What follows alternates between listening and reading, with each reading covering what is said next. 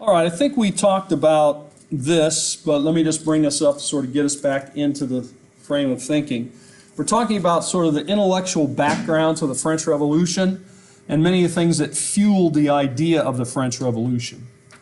The philosophes certainly were a big part of that, and the general thinking. Couple big categories. One would be is that there are laws that rule the world. All right? This started with science, and now they're going to apply it to other things. Yes? I was going to ask before, when will the video assignment be uploaded to my file? Well, there's one on there right now, but there will be more later. Yeah, there's a video assignment on MyFire now. You're going to do a total of 10 of them in the semester. So, anyway, there are some major themes. One is the idea that the universe is ruled by laws, immutable laws. That means they cannot be changed. These laws were first, I suppose, discovered or explained in the realm of science, right? With motion and gravity and so forth.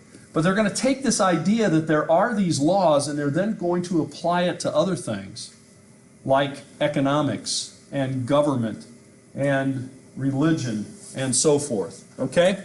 So that's one big idea. The idea that the universe is very ordered and it has these sort of rules or laws that govern it. And the thing that we need to do is discover what those laws are and then try to work within them. You're not going to change those laws. Just like no matter how much I would like, certainly when I'm falling off a ladder, to change the law of gravity, I cannot will it to change. So the best thing I can do is to understand the law of gravity and to work within the parameters of the law of gravity. Does that make sense? Okay? Because gravity can help you at times, but it can also really hurt you if you don't obey or consider the rules of the laws. Same way, let's say in economics, if you don't follow the laws of economics, you're going to have a giant mess and lots of trouble. So this is what Adam Smith is trying to do. He's trying, in his opinion, he's discovered what the laws of economics are. And these laws he would then be holding, just like the law of gravity or motion or whatever, friction. These are laws that you shouldn't mess with. These are laws that cannot be changed. These are laws that you have to live within. One of those laws would say that you shouldn't try to manipulate the economy. That the economy is going to be self-regulating. Does that make sense? Well, that's what he's saying anyway. So in other words, let's say, for example, not that this has to do anything with what's going on today, but let's say, for example, there was a place that was making a product cheaper in that foreign country than here in the United States. Let's say it's solar panels or washing machines. Now, I can tell you're not watching the news or you'd know what I'm talking about, because that's exactly what's been in the news the last couple of days. So let's say solar panels are being made cheaper in some country far away from here, like let's say China, just for an example. So let's say that somebody decides in our government that what we should do, since the solar panels are cheaper from China than they are made in the United States, what do you think happens when people go to buy the solar panels? They're buying most of them from China. Because unless the solar panels are much less quality, they're a lot cheaper. So people buy them, put them on their houses, whatever they're going to do with the solar panels. Well, let's say we decide, well, we're going to regulate that now, and let's say we're going to put an artificially higher price on the Chinese solar panels. So let's say that, I don't know how much they cost. Let's say they're $500. We're now going to charge $700, $200 tariff. And then the U.S. solar panels are roughly 700, or maybe they'll be 650, or they'll be a little less. So now you're going to buy the U.S. made in the USA solar panels instead of the made in China solar panels. Why? Because it's going to cost you more to buy the Chinese ones. And the government's going to pocket that $200 a panel to use, I'm sure, in the best way to help the most people. So let's say we do that, but then what happens? Well, maybe what happens then is that the people here in the United States say, hey, we got it made, so now we can make shoddy solar panels. People are still going to buy them because it's going to cost them a lot more to buy the Chinese. We no longer have to compete with China. We no longer have to make ours as cheap as them or as good a quality because people are going to buy ours anyway because the other one's going to cost them more. So then in the long run, maybe people start buying solar panels that aren't that good, and then the news gets out they're not that good, and then maybe people just stop buying so many solar panels. So you know what? My friend bought those, spent a lot of money, put them on their house, and a year later, half of them were broken, and now they got to replace them. See, in other words, there's a kind of built-in thing. It's not everything's just equal. Yeah, we just raise the price of this, it means it's going to solve the problem. There might be all kinds of unforeseen things down the line. So what Adam Smith says is that the economy is going to have all those built-in things that will control it. Things like supply and demand. You know what that is, right? What does something cost? What is something worth? Sometimes I'll see people put, I saw somebody the other day, put something on Facebook and it said, I just found this, how much is it worth? And I wanted to write, whatever you can get somebody to pay you for it. That's how much it's worth. Objects don't have an inherent value. Objects only have a value depending upon what somebody will pay you for it. Well, you may disagree, but that's what Adam Smith would say. And I tend to agree with him. In other words, and then also the law of diminishing returns. In my house, I currently have 4 televisions, right? I typically only watch one. My wife watches the other one sometimes. So we're maybe going to use 2 televisions. On rare occasions, maybe we'll watch the 3rd one, and almost never we watch the 4th one. Only when my mother-in-law comes is the 4th one used. It's in a spare bedroom. We don't ever go in there and watch television. So what I'm saying is that 4th television is worth a lot less to me than the 1st one. And if you were trying to sell me a 5th television, good luck. I'm not going to buy it, even if it's a really good deal. Unless I thought it was such a great deal, I was going to get rid of another television because I don't need more televisions. Television, the price of the television to me goes down, and this is for you too, the more of them you have. You got 1 car, that's very valuable. You got 2 cars, well maybe that's nice. But you start getting your 3rd or 4th or 5th car, you're saying, you know, I don't really need 5 cars. Unless you're Jay Leno or somebody. You got a warehouse full of cars, but he doesn't even drive most of them. So you see, those cars aren't worth as much. It's called the law of diminishing returns. So there's all these kind of economic laws. We're not going to go into them all here. But you get the idea. Adam Smith says that's what's going to govern things. Competition, prices. Well, much like if you went, did you go to our thing today? Some of you were there. Some of you could get in. It was packed. The politicians.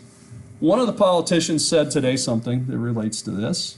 What did he say? Something about competition. He was talking about health care insurance.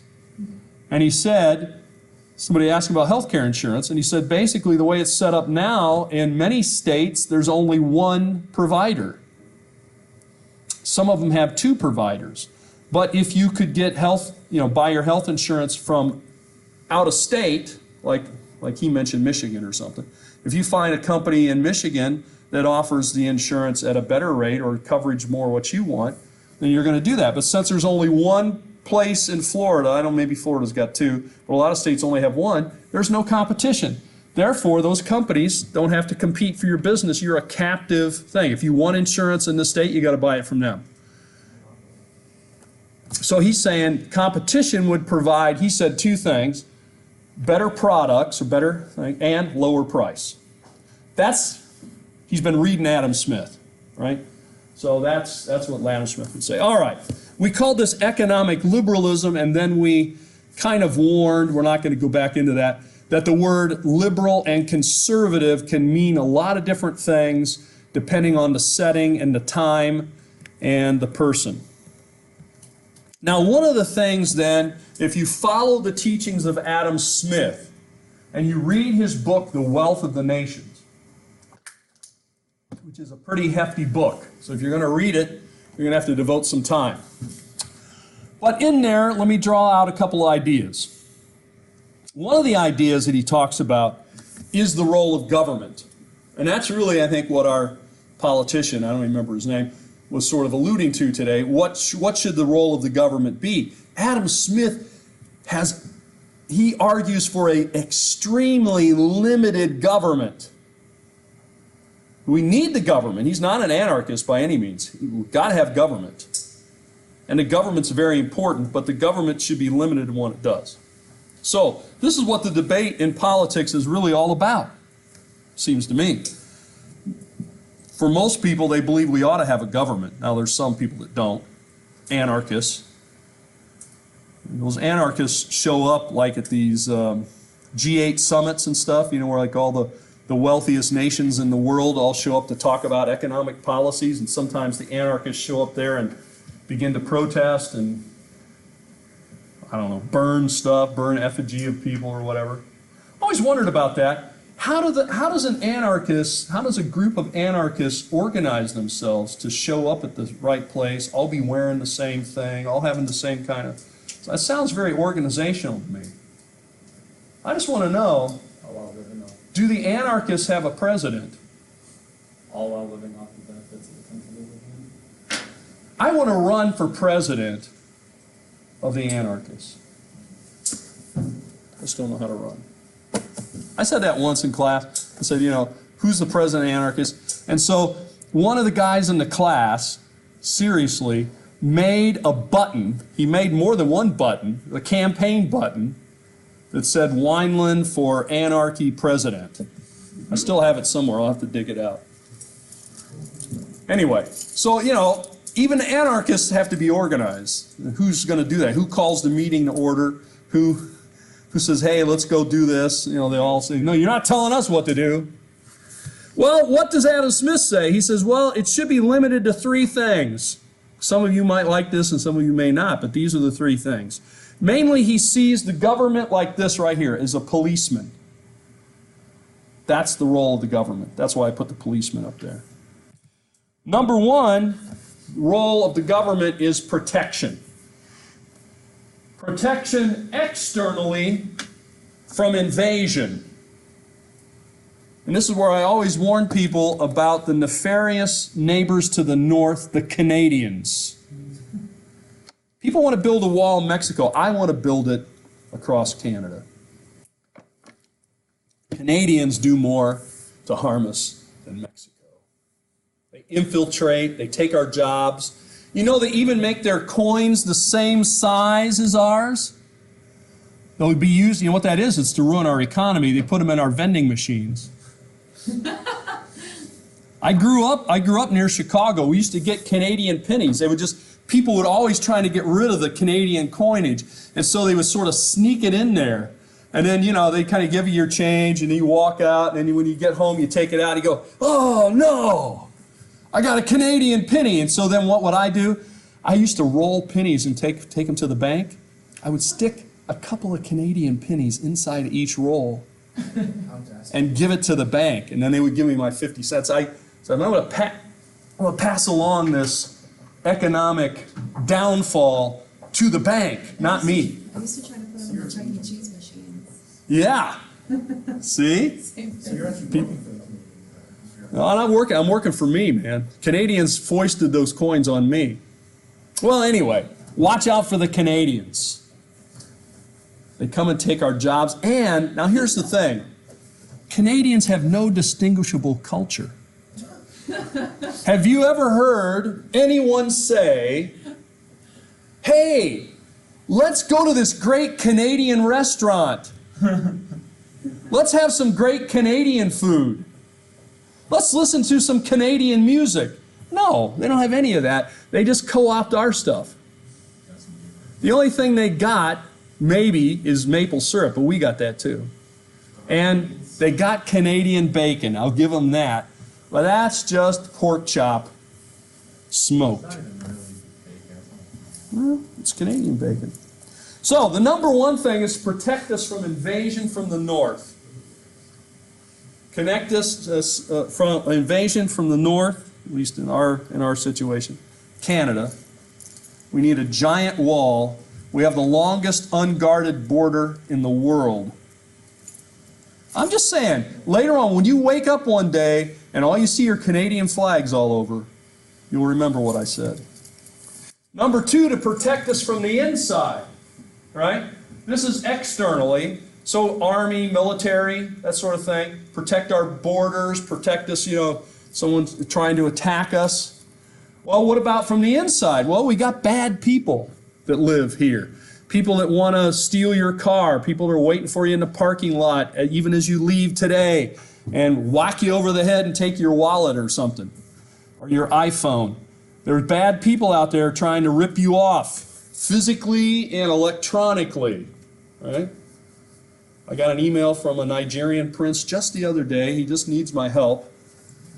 Well, the government needs to help protect those people who are being attacked and defend us from injustice, criminals, and so forth. So we could call that, if we want to summarize it, army and police or military and police action. And then the third thing that Adam Smith argues for is that there are certain public works which the government is best suited to carry out.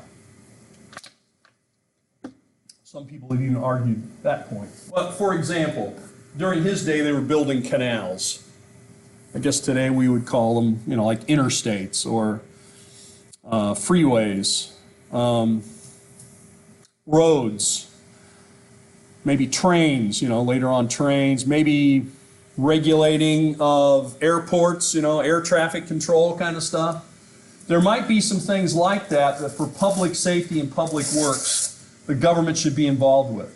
But then Adam Smith says, besides these three categories, that's it. The government ought to stay out of all the other stuff.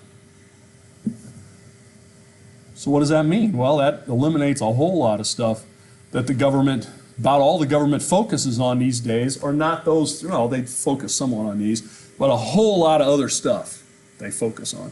Adam Smith would say they shouldn't. So he describes the government as a passive policeman. In other words, the government should not be actively going out and seeking to say, well, you know what? See that guy in the back row there? He looks kind of suspicious. We're going to follow him because I think he might be doing something wrong. Or he might, So, not that kind of thing. But he does something wrong and somebody says, hey, this guy just took my wallet. Then we go get him. So this is a policeman. It's not an active, that's sort of like monitoring everybody as they do today. Like we got drones and every microphones are everywhere, cameras are everywhere. Smile. Now we carry around surveillance devices for the guy and we pay for them. We pay for the iPhone, hundreds of dollars, and we pay hundreds of dollars a year to have the iPhone, and that lets the government surveil us, track us, convict us.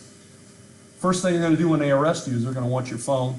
They're going to demand that you unlock it so they can see where you've been, what you've done, who you've communicated with, what you've spent your money on. All this stuff is now out there for people to check. Well, that's not what Adam Smith had in mind. All right? So you get the idea? A passive policeman. Now here's another guy we should mention. A guy named John Locke. A handsome devil, I think we could all agree. The ladies love Locke. L-L-L. Ladies love Locke. All right, maybe not. John Locke. I think that was his name. He was a rapper. L-L-L. LL Cool. LL Cool L, yeah. Ladies love cool Locke. Anyway, He was an English philosopher, but he said a lot that really influenced the thinking of the French Revolution and the American Revolution, if truth be told. One of the things he wrote about was his essay concerning human understanding in 1690. Basically, in this essay, he will argue that human beings have a tabula rasa.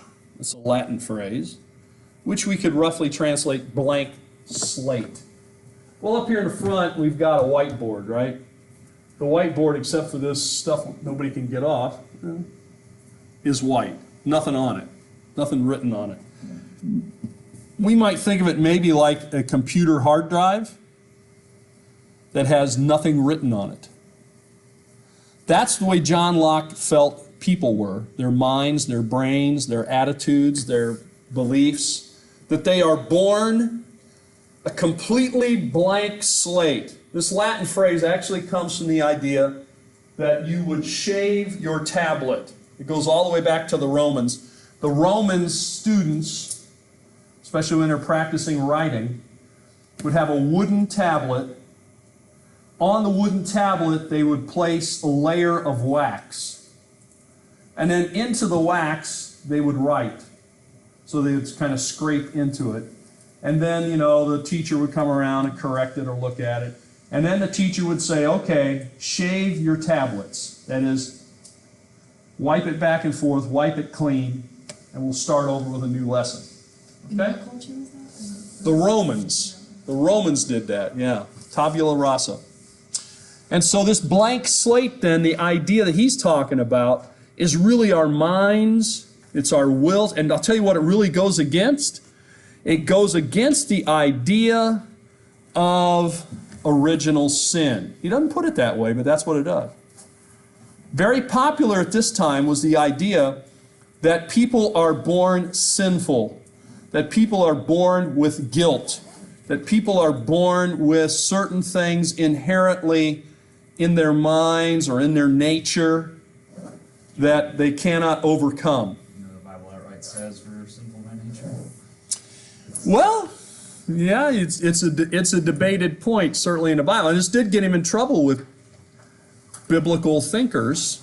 But his idea here is that we have a free will, I think I would paraphrase it, and that free will is,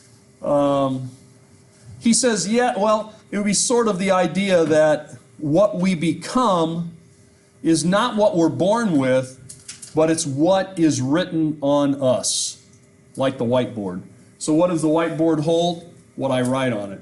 And what's written on it is written there by your parents, it's written there by your teachers, written there by your friends, it's written there by, I don't know, books you read, and yes? Last semester, I took apologetics and we studied. Oh, no. We studied biological determinism. Yeah. And through research, they found 68% of human decision making is innate. And I just think that that is so. 68%. Yes. Yeah. Well, John Locke would disagree. In other words, with nurture and nature, Yeah. right? Nature being you're inborn with, like you're saying, 68%. John Locke, I think, would argue for 0. And he would say what we become and what we are is more what influences us after we're born than before we're born. So it was pretty radical. It was pretty radical at his time, because what it said was all your knowledge was, you know, all the knowledge that you get, you accrue after you're born. There's not all this innate, like you're talking about, 68% innate knowledge or decision making. And of course, in a theological sense, he was arguing against the idea of original sin, that infants are born sinful and that people are born sinful, that sort of thing. He's saying they're born clean, they're born like a shaved tablet, like a whiteboard, nothing written on it. But then things start to be written on it, of course, as soon as you're born. The things that you hear, the things that you see, the things that you read, the things that people tell you, all that stuff, and that sort of creates you into the person that you are. Question. Sure, go ahead. So from the beginning of the notes, you have the three main philosophers, Montesquieu, Voltaire, and Diderot. Are those your top three? Or which one, what are these? Yeah, what these, I don't know if you would call these philosophers, but these are the ideas which influenced the philosophe. Okay. These are philosophers. I mean, how do you describe John Locke? Is he a philosopher? Yes. I'm sure when we have a political science department next fall, they will claim he's a political scientist, even though political science is a rather recent discipline. Okay, so, but Adam Smith, born in 1723, he would be considered one to influence? He would not be considered, I don't think anybody calls him a philosophe. Okay.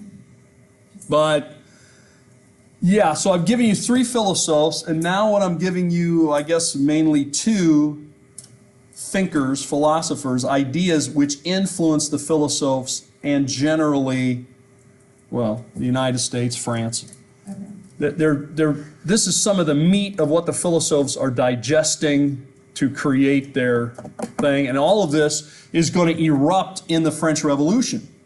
Because if, for example, you say people are born like this, then what does that mean when you're talking about people who are born peasants and people who are born nobility? It's saying that's not true. The idea was at the time is that if I was born of, like the son of a duke or something, and somebody else was born the son of a peasant, that I innately was suited to be a nobleman, and that also, I think by extension, God wanted me to be a nobleman. That's why he had me born to a nobleman, a duke or something. And he wanted this other guy to be a peasant. That's why he had him born. So it's the same idea. Why is the king and I'm not the king? Because God wanted him to be the king. Is that part of like a theory of like predestination? Well, they end up calling that particular thing, like about the king, they call it divine right monarchy is what they call it. Predestination? Yeah, I guess in a sense. I don't know, that has a lot of loaded theological stuff. But yes, the king is predestined to be the king, and you are predestined not to be the king, and you shouldn't want to be the king, nor should the king want to be you. Was he an outright atheist, or did he... Who's that, Locke? Yeah. No, Locke's not an atheist. No, he's not an atheist. I would call him a free will. I think he believes God exists, but he thinks that God has not pre-programmed people, that God has let people have a free will. Yes. But yeah, there's a lot more you could study about John Locke. What time is it? Well, he also writes this, and this gets us into the governmental. That's sort of his philosophical side. What about the governmental side?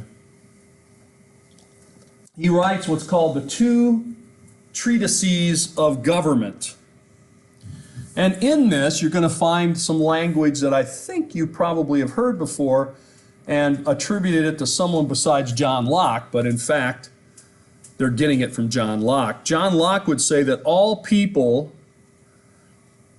are created equal.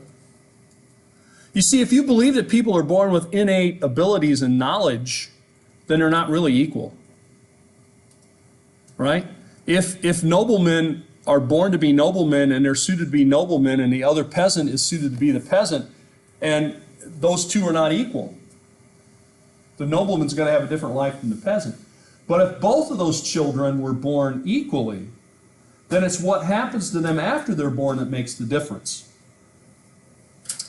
I'm kind of paraphrasing here, but I think this is how people interpret it anyway. So that he says all people are equal and free, and all people are born with what? Inalienable rights. And I know you've heard that phrase before, right? We hold these truths to be self-evident, that all men are created equal and endowed by their Creator with certain inalienable rights. That means that those rights cannot be alienated from them, cannot be separated from them. That by the mere fact that you were born a human being, you've got certain rights. What are those rights? Well, he says these are called natural rights. And again, this is much like the natural laws that we hear him talking about, the natural laws that govern the economy. There are laws that govern just being a human being, and therefore that ought to govern government. Because what is government? Government is created by people to protect them from bad people and from invasion. So the government is not something that's other than us. See, a lot of people get the idea the government is here, and the government does this, and the government does that, and I can't do that because of the government. John Locke is saying, look, the government's only there because you allow it to be there. The government was put there by the people and for the people. You know, if you read what the early Americans wrote, if we read it today in the way that it was meant to be read, we'd probably all be on a watch list. Because it's basically saying that we can overthrow the government at any time if the government doesn't do what the people wants it to do. So he says that people have the right to life, liberty, and property. Now, you probably remember it, life, liberty, and the pursuit of happiness. And that the government is formed to protect those rights. We have these rights given to us by God, given to us by the mere fact we're humans. And the government now is to protect our life, our liberty, and our property. By the way, if the government doesn't protect those things, then we are fully allowed, encouraged. What we ought to do is create a new government that does protect our life, liberty, and property. Okay? So you can start to see how this is revolutionary thinking that's going to affect not only what happens here in the United States, but what happens in France. That people are born equal, that we can overthrow the government ought to be doing what the people wants it to do. Well, go back and read about the French Revolution. What do they want? They want egalitarianism. They want things to be equal. They want liberty, egalitarity, and brotherhood. You know, all these we're all one. Well, I guess we're out of time. So we'll leave it there. There is, for example,